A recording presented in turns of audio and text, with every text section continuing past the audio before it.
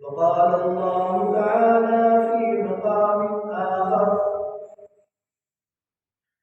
وقال ربكم ادعوني أستجب لكم إن الذين يستكبرون عن عبادتي سيدخلون جهنم داخرين آمنت بالله صدق الله العظيم وبلغنا رسوله النبي الكريم ونحن على ذلك لمن الشاهدين والشاكرين والحمد لله رب العالمين.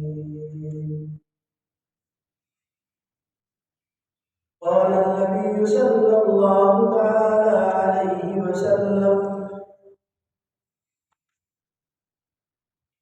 أرحم أمتي بأمتي أبو بكر فقال رسول الله صلى الله تعالى عليه وسلم لو كنت متخذا خليلا أن أبا بكر خليلا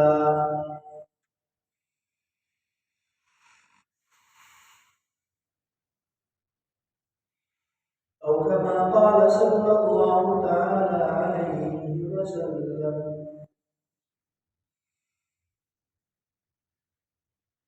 واجب الاحترام صدر کرام آپ حضرات کے سامنے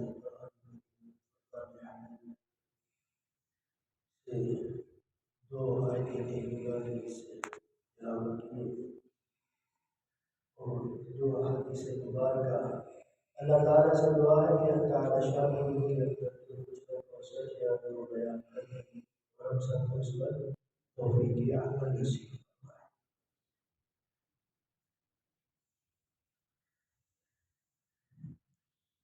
یہ مہینہ جمادی الثانی کا ہے. 22 جمادی الثانی امیر المؤمنین خلیفۃ المسلمین خلیفۃ الخلافہ جناب ابو بکر صدیق رضی اللہ تعالیٰ عنہ کا وفات ہے. تو اسی سلسلے میں چند گزارشات کرنی ہے کہ حضرت ابو بکر صدیق رضی اللہ تعالیٰ عنہ یہ مسلمانوں کے خلفاء میں سے سب سے پہلے نمبر پر ہے اور ان کا حضور صلی اللہ علیہ وسلم سے تعلق بچپن سے ہے. حضور اکرم صلی اللہ علیہ وسلم جس محلے میں رہتے اسی محلے میں جناب ابو بکر صدیق رضی اللہ تعالیٰ عنہ کی رہا. ان کا محلہ بھی ایک ہے. حضور صلی اللہ علیہ وسلم کو طبعاً غیر اللہ کے سامنے سجدہ کرنا طبعاً آپ کو گوارا نہیں تھا اور ابو بکر صدیق رضی اللہ تعالیٰ عنہ کو بھی زندگی میں طبعاً غیر اللہ کو سجدہ کرنا گوارا نہیں تھا.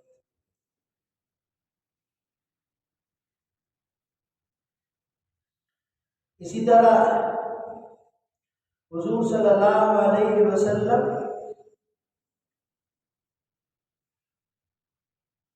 نے ایک تحریک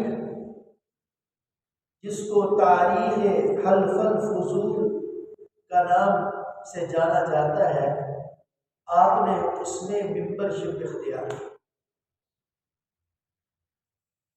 اسی تاریخ کی جو حلف الفضول اسی کی ممبرشپ جناب ابو بکر صدیق رضی اللہ تعالیٰ عنہ نے اختیار کی۔ یہ ایک انجمن تھی، اس کا مقصد یہ تھا کہ عرب کے اندر جو ذرا ذرا سی بات پر لڑائی شروع ہو جاتی ہے اور 40 سال تک یا 60 سال تک یا 90 سال تک ایک لڑائی سے لڑائی آگے جنم لیتی ہے، ان کو ہمیشہ کے لیے ختم کر دیا جائے۔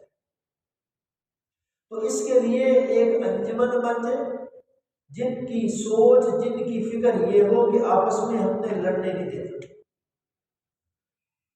تو یہ انجمن اور ان کے اغراض و مقاصد اور اسی کی ممبرشپ رسول اللہ صلی اللہ علیہ وسلم نے اختیار کی، اور اسی کی ممبرشپ جناب ابو بکر صدیق رضی اللہ تعالیٰ عنہ نے اختیار کی۔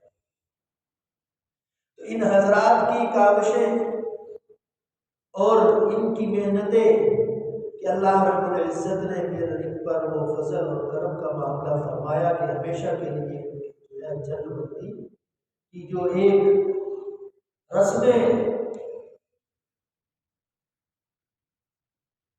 ابدی اور رسم برد تھی، اللہ نے ہمیشہ کے لیے ان کی ختم کر دی۔ اور یہی وہ ابو بکر صدیق رضی اللہ تعالیٰ عنہ ہے کہ جن کو لوگ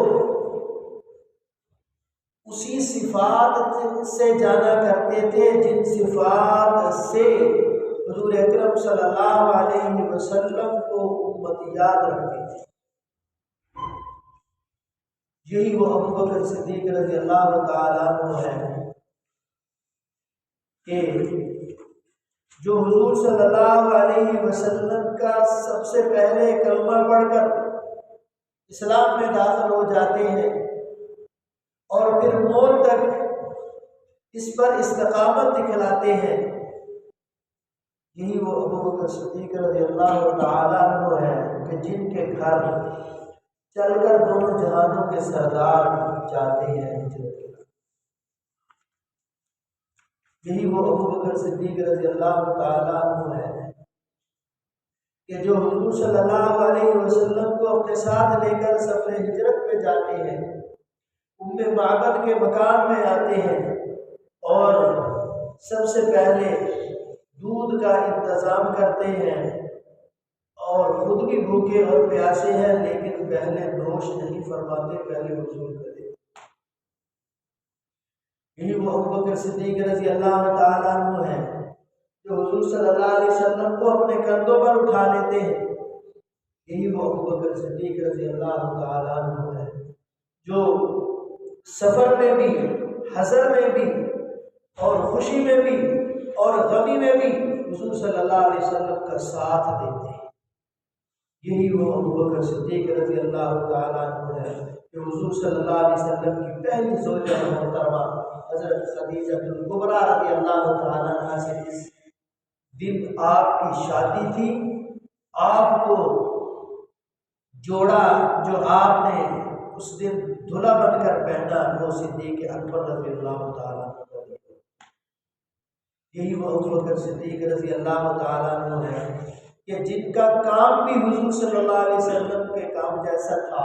حضور صلی اللہ علیہ وسلم بھی تاجر بنے، جناب ابو بکر صدیق رضی اللہ تعالیٰ عنہ بھی تاجر بنے۔ یہی وہ ابو بکر صدیق رضی اللہ تعالیٰ عنہ ہے کہ جنہوں نے مسجد نبوی کی بنیاد رکھی۔ یہی وہ ابو بکر صدیق رضی اللہ تعالیٰ عنہ ہے کہ جنہوں نے ریاض الجنہ کے حصے کو خرید کر قیامت کی صبح تک کے لیے مسلمانوں کے لیے وقف کر دیا۔ یہی وہ ابو بکر صدیق رضی اللہ تعالیٰ عنہ ہے جنہوں نے حضور صلی اللہ علیہ وسلم کے بعد اس امت کی باغ دوڑ کو سنبھالا اور حضور صلی اللہ علیہ وسلم کے مشن کو اپنی موت تک جاری رکھا۔ یہی وہ ابو بکر صدیق رضی اللہ تعالیٰ عنہ ہے کہ جن کو آخری وقت کے اندر زہر دی گئی حضور صلی اللہ علیہ وسلم کو بھی روایت کے مطابق آخری وقت کے اندر زہر دی گئی، جس کے اثرات آپ کی طبیعت پر نمودار ہوئے اور آپ کی مرض الوفات کا سبب بنے۔ جناب ابوبکر صدیق رضی اللہ تعالیٰ عنہ کو بھی جو ہے زہر دی گئی۔ یہی وہ ابوبکر صدیق رضی اللہ تعالیٰ عنہ ہے کہ جن کی عمر 63 برس، جبکہ سرکار دو عالم صلی اللہ علیہ وسلم کی عمر بھی 63 برس، اور یہی وہ ابوبکر صدیق رضی اللہ تعالیٰ عنہ ہے کہ جن کے بارے میں پوری امت کا اتفاق ہے افضل البشر بعد الانبیاء، کہ انبیاء کے بعد سب سے افضل ترین کائنات کے اندر جو شخص ہے وہ جناب ابوبکر صدیق رضی اللہ تعالیٰ عنہ۔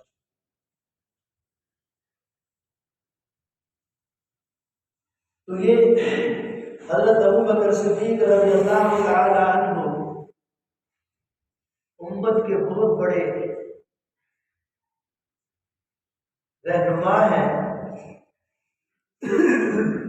جس وقت شروع کے اندر کلمہ پڑھا اور مسلمان ہوئے تو اور بھی مسلمانوں نے ہجرت کی حبشہ کی طرف، تو جناب ابوبکر صدیق رضی اللہ تعالیٰ عنہ نے بھی ہجرت کا ارادہ کر کے حبشہ کی طرف جانے کے لیے چل دیے۔ ابھی مکہ مکرمہ سے کچھ ہی فاصلے پر ایک قبیلہ آتا ہے، قبیلہ قارن۔ ابھی اس قبیلے کے گرد و نواح کے اندر تھے تو اس قبیلے کا سردار ابن دغنہ، ان سے جناب ابوبکر صدیق رضی اللہ تعالیٰ عنہ کی ملاقات ہوئی۔ تو ابن دغنہ نے پوچھا کہ کہاں کا ارادہ ہے؟ کہ مکہ مکرمہ کے اندر اس وقت مسلمانوں کی حالت جو ہے وہ ابھی تنگی کی ہے اور مشرکین مکہ کا زور ہے، تو حضور صلی اللہ علیہ وسلم کے مشورے سے ہم ہجرت کر کے جا رہے ہیں۔ تو ابن دغنہ نے اس وقت جناب ابوبکر صدیق رضی اللہ تعالیٰ عنہ کے بازو کو پکڑ کر جانے سے روکا اور کچھ باتیں فرمائی۔ آج بھی بخاری شریف کے اندر وہ باتیں موجود ہیں۔ ابن دغنہ کہنے لگا کہ اللہ واللہ ما یخزیک اللہ ابدا انک لتصل الرحم وتکرم الضیف وتعین علی نوائب الحق وتکسب المعدوم، کہ ابوبکر تو کوئی عام آدمی ہے کہ تو نے اتنے لمبے سفر کا ارادہ کر لیا؟ تیرے اندر تو ایسی ایسی صفات ہیں کہ امت ساری تیرے قدموں میں آئے گی، اور جس کے اندر ایسی صفات ہوں وہ کبھی بھی ذلیل و رسوا نہیں ہوا کرتا۔ اے ابوبکر کیا تجھے پتہ ہے کہ تو صلہ رحمی کرنے والا ہے؟ اے ابوبکر تجھے پتہ ہے تو مہمان نوازی کرنے والا ہے؟ اے ابوبکر تجھے پتہ ہے کہ تو تقسیم المعدوم، جو کما نہیں سکتا تو کمائی کر کے ان کے قدموں میں لا کے رکھنے والا ہے۔ وتعین علی نوائب الحق، ہر حق والے کے ساتھ تو کھڑا ہوتا ہے۔ اے ابوبکر تیرے اندر ایسی صفات ہے کہ تو نے یہ کیسے فیصلہ کر لیا کہ میں یہاں سے چلا جاؤں؟ ابوبکر تیرے جیسے آدمیوں کی ادھر مکہ مکرمہ کے اندر بھی ضرورت ہے۔ ابن دغنہ نے جانے نہیں دیا، واپس لے آیا۔ اور یہی جو میں نے الفاظ جو ہے پڑھے بخاری شریف کے، یہی روایت حضرت خدیجہ کبریٰ رضی اللہ تعالیٰ عنہ سے بھی ہے کہ حضرت خدیجہ رضی اللہ تعالیٰ عنہ فرماتی ہیں کہ حضور صلی اللہ علیہ وسلم میرے شام تھے جب آپ پر جو ہے آپ پر پہلی وحی آئی، اور آپ صلی اللہ علیہ وسلم کی کیفیات کہ آپ انی خشیت علی نفسی، آپ اپنے ہی دل کے اندر ڈر رہے تھے، اور آپ یوں کہہ رہے تھے زملونی زملونی، مجھ پر کپڑا اڑا دو، کپڑا اڑا دو. لقد خشیت علی نفسی، مجھے تو اپنی جان کا ڈر ہے. تو حضرت خدیجہ فرماتی ہیں کہ اللہ نے میرے ذہن کے اندر یہ جملے ڈالے. میں نے کہا کہ اے دو جہانوں کے سردار، کلا واللہ ما یخزیک اللہ ابدا انک لتصل الرحم وتکرم الضیف وتکسب المعدوم وتعین علی نوائب الحق. اے اللہ کے پیغمبر، آپ کوئی معمولی انسان ہے؟ اللہ نے تو آپ کو ایسے ایسے جوہر عطا کیے ہیں کہ جن کے پاس یہ جوہر ہو امت تو ان کے قدموں میں آتی ہے. اور اے اللہ کے پیغمبر، آپ کو اللہ نے اتنا نوازا ہے، اللہ تعالیٰ کبھی بھی آپ کو رسوا نہیں ہونے دے گا. اور اے اللہ کے پیغمبر، آپ کے اندر تو اللہ تعالیٰ نے ایسی ایسی صلاحیتیں رکھی ہیں، آپ تو دوسروں کے ساتھ صلہ رحمی کرتے ہیں، اور آپ تو مہمان نوازی کا حق ادا کر دیتے ہیں. اور جو کما نہیں سکتا خود آپ ان کے قدموں میں ڈھیر کر دیتے ہیں، اور ہر حق والے کی آپ نمائندگی کرتے ہیں. تو اللہ تعالیٰ نے میرے ذہن کے اندر یہ جملے ڈالے.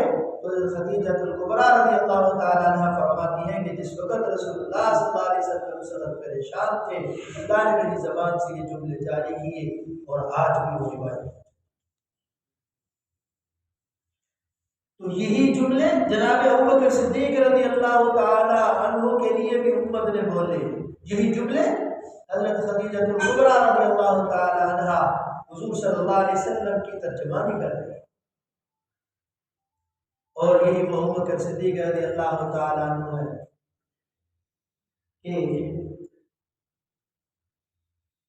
کہ حضرت ابوبکر صدیق رضی اللہ تعالی عنہ فرمایا کرتے تھے کہ میری 3 خواہشیں دنیا کے اندر پیدا ہوئی اور اللہ نے تینوں ہی پوری کر دی.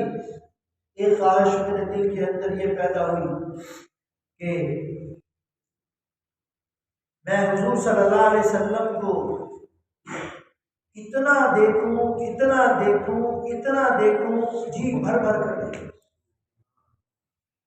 میرے دل کے اندر اللہ نے یہ خواہش پیدا کی، اور پھر اللہ نے دنیا کے اندر ہی مجھے یہ سعادت عطا فرمائی کہ غار ثور کے اندر میں حضور صلی اللہ علیہ وسلم کے ساتھ تھا، اور اپنی گود میں نے حضور صلی اللہ علیہ وسلم کے سر کو رکھا. 3 دن تک میں حضور صلی اللہ علیہ وسلم کے چہرے انور کو پڑھتا رہا. میں جی بھر بھر کر حضور کی زیارت کرتا. دوسری خواہش فرماتے ہیں میرے جی کے اندر آئی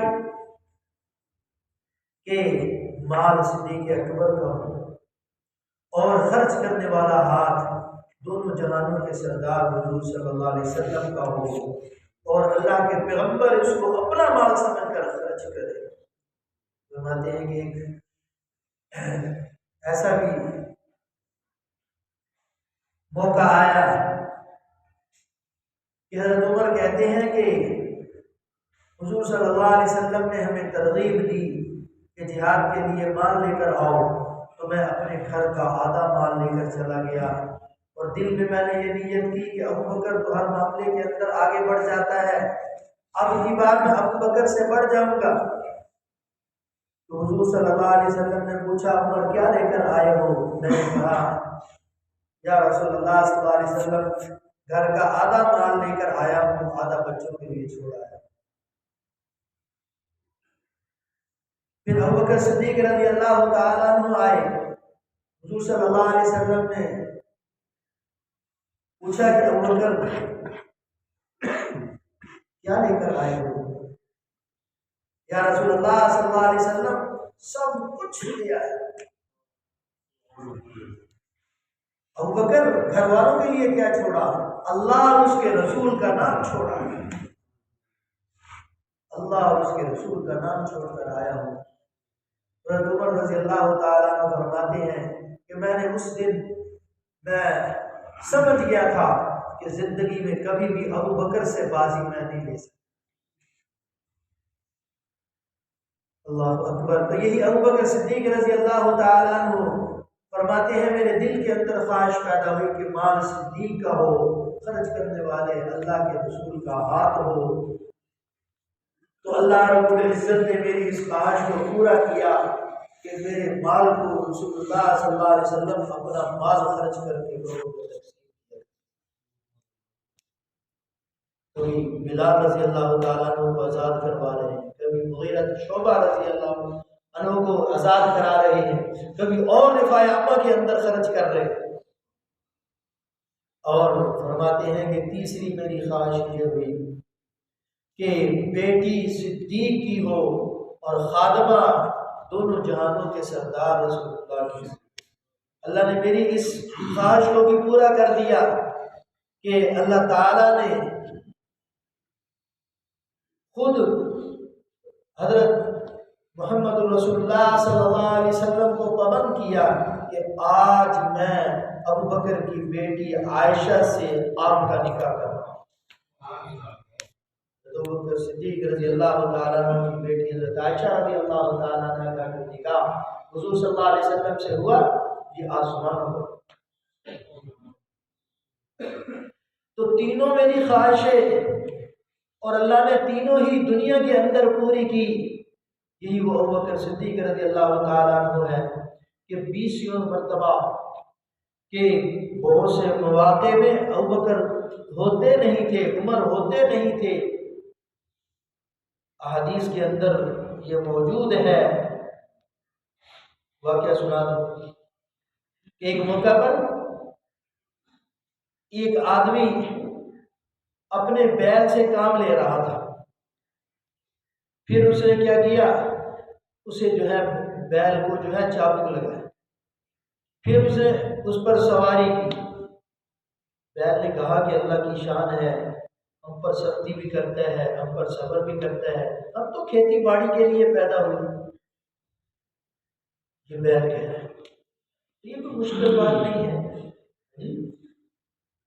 یہ جس اللہ رب العزت نے ہمیں زبان دے رکھی ہے دوسروں کو بھی دے، اور یہ کل قیامت کا دن ہوگا تو ہاتھ اور پاؤں یہ بھی بولیں گے۔ قرآن کریم کے اندر اس کا ذکر ہے، لِمَ شَهِدتُمْ عَلَيْنَا قَالُوا أَنطَقَنَا اللَّهُ الَّذِي أَنطَقَ كُلَّ شَيْءٍ۔ آدمی اپنے ہاتھ اور پاؤں سے کہے گا تو تم میرے خلاف گواہی دے رہے، وہ کہیں گے کہ جس ذات نے تمہیں بولنے کی طاقت دی تھی آج اس نے سارے اعضاء کو دے دی، روک نہیں سکتے۔ تو بیل بول رہا ہے، تو صحابی کہتے ہیں کہ میں نے سارا واقعہ حضور صلی اللہ علیہ وسلم کو جا کے سنایا کہ بیل نے تو آج ایسے کہا۔ اس موقع پر رسول اللہ صلی اللہ علیہ وسلم نے، یہ بخاری شریف کی حدیث ہے، کہ آپ صلی اللہ علیہ وسلم نے فرمایا ہاں میں بھی گواہ ہوں، ابو بکر بھی گواہ ہے، عمر بھی گواہ ہے۔ اس موقع پر نہ ابو بکر موجود تھے نہ عمر موجود۔ تو ایسی 20 واقعات ہیں کہ حضور صلی اللہ علیہ وسلم نے ابو بکر صدیق رضی اللہ تعالیٰ عنہ کو اپنے ساتھ جوڑا، اور پھر یہ ایسا جڑے کہ آج بھی مزار میں رسول اللہ صلی اللہ علیہ وسلم کے ساتھ۔ تو میرے بھائیوں، حضرت ابو بکر صدیق رضی اللہ تعالیٰ عنہ نے اپنا سب کچھ لگا دیا رسول اللہ صلی اللہ علیہ وسلم کے دین کی آبیاری کے لیے۔ تو اللہ رب العزت کتنے قدردان ہیں کہ اللہ رب العزت نے بھی پھر ساری کائنات میں ان کو سب سے افضل بنا دیا۔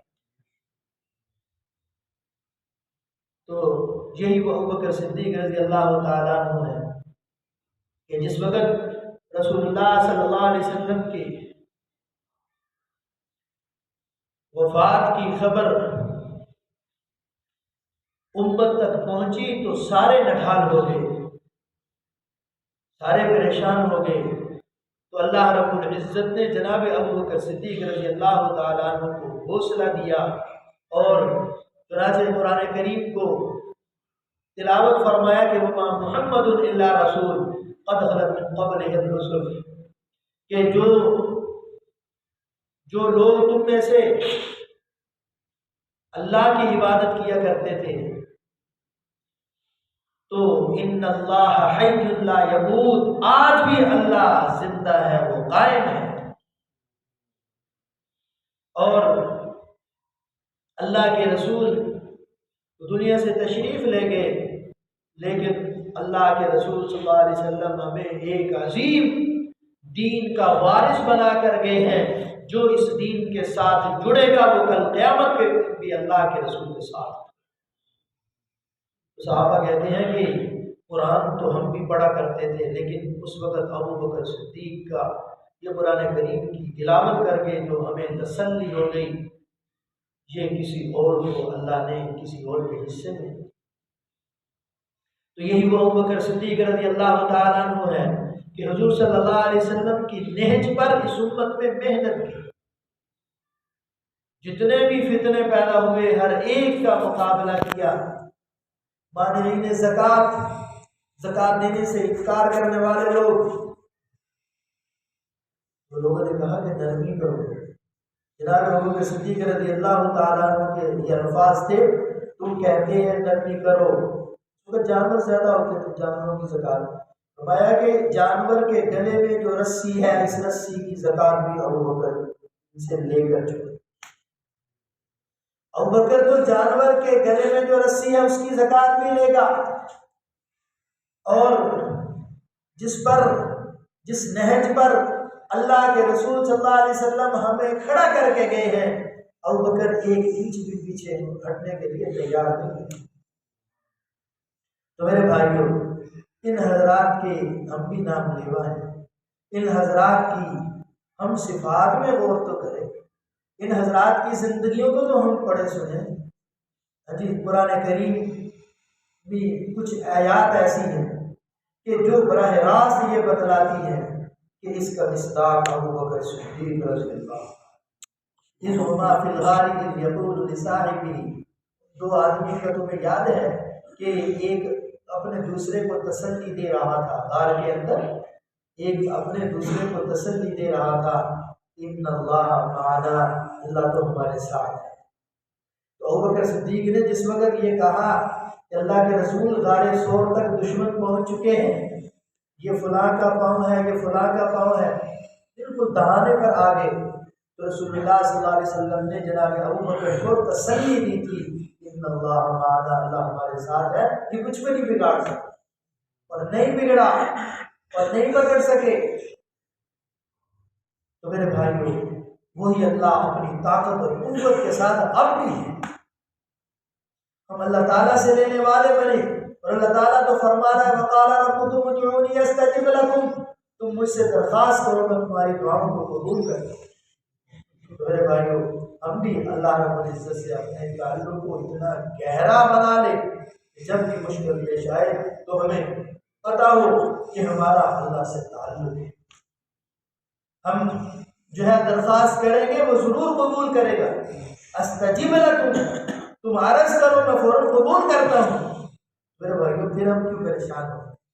قرآن کے اندر اللہ نے بتا یہ فیصلہ ہے، ہٹا مہر لگ گئی۔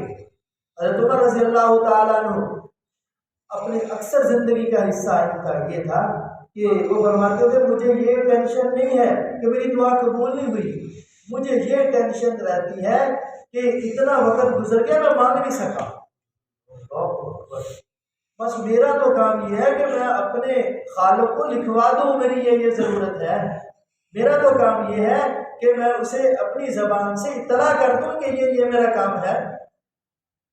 تو میرے بھائیوں، ہم اپنا کام کریں، اوپر والا اپنا کام کرے جی، وہ کسی حالت میں بھی ہمیں بیان و مددگار نہیں چھوڑے گا جی، جب ہم اپنے اللہ رب العزت سے اپنے تعلق کو استوار کریں جی، اللہ سے سچا تعلق جوڑے، اللہ رب العزت اب بھی اسی طاقت و قوت کے ساتھ ہے جس طرح اللہ تعالیٰ نے اپنے حبیب اور اپنے جو ہے صدیق کی مدد کی جی، کتنے موقع آئے، تو اسی طرح اللہ رب العزت آج بھی اپنے بندوں کی اسی طرح جو ہے مدد کرنے کے لیے تیار ہے جی۔ ہم جو ہے آگے بڑھے، اللہ کے حکموں کو پورا کرے، نبی پاک علیہ السلام کی محبوب زندگی کو اپنی زندگی میں لے کر آئے۔ اللہ رب العزت سے دعا ہے کہ اللہ تعالی شان کو کے رسول کو قبول فرمائے اور توفیق عمل نصیب فرمائے۔ الحمد للہ رب العالمین۔